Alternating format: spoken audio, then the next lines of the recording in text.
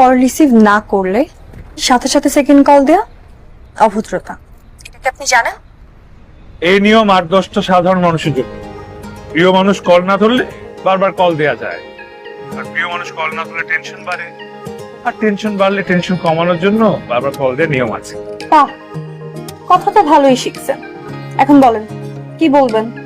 একটা ইন্টারেস্টিং গল্প শোনাতে চাই তোমাকে। এই, আপনি আমাকে তুমি বললেন কেন? কারণ ভালোবাসার মানুষকে আপনি করে বলা যায় না, তুমি বলতে হয়। খবরদার, আপনি আমাকে তুমি করে বলবেন না, আপনি বলবেন। তাহলে আমাদের সম্পর্কটা আপনি আপনি না, তুমি তুমিও না, আমাদের সম্পর্কটা হবে আপনি তুমি। মানে? কারণ তুমি আমাকে ভালোবাসো না, তাই তুমি আমাকে আপনি করে বলবা, আর আমি তোমাকে তুমি করে বলবো, কারণ আমি তোমাকে ভালোবাসি। আমার না আপনার কল রিসিভ করাই ভুল হয়েছে। বাই। একটা স্পেশাল গল্প বলতে তোমাকে ফোন দিয়েছিলাম, প্লিজ শোনো প্লিজ। বলেন, তাড়াতাড়ি বলেন। গল্পটা জাপানি লেখক হারুকি মুরাকামির এক সুন্দর সকালের গল্প। রাস্তা দিয়ে যাওয়ার সময় একটি ছেলে হঠাৎ খেয়াল করে তার দিকে একটি মেয়ে এগিয়ে আসছে। মেয়েটিকে দেখি তার খুব ভালো লাগে, বারবার মনে হতে থাকে এই মেয়েটি আমার জন্য 100% পারফেক্ট। সৃষ্টিকর্তা মেয়েটি আমার জন্য বানিয়েছে।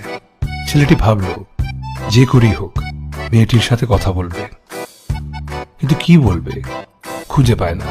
পরে ভাবল যা থাকে কপালে সত্যিটাই বলবো। আবার ভাবে না রে বাবা, যদি অপমান করে। ছেলেটি ঘাবড়ে গেল। এদিকে মেয়েটি একেবারেই তার কাছে চলে এলো। জাস্ট কয়েক সেকেন্ডের মধ্যে মেয়েটি তাকে ক্রস করে চলে যাবে। অস্থির হয়ে যায় ছেলেটি, কি বলবে সে, কি বলবে।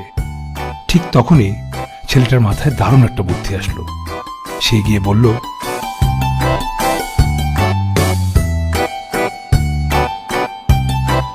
কি বললো?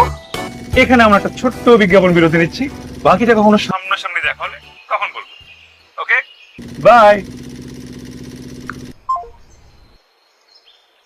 অদ্ভুত তো। পাখি ধরা তোমাকে পড়তেই হবে এই বুকের খাঁচায়। গল্পের শেষটা কি?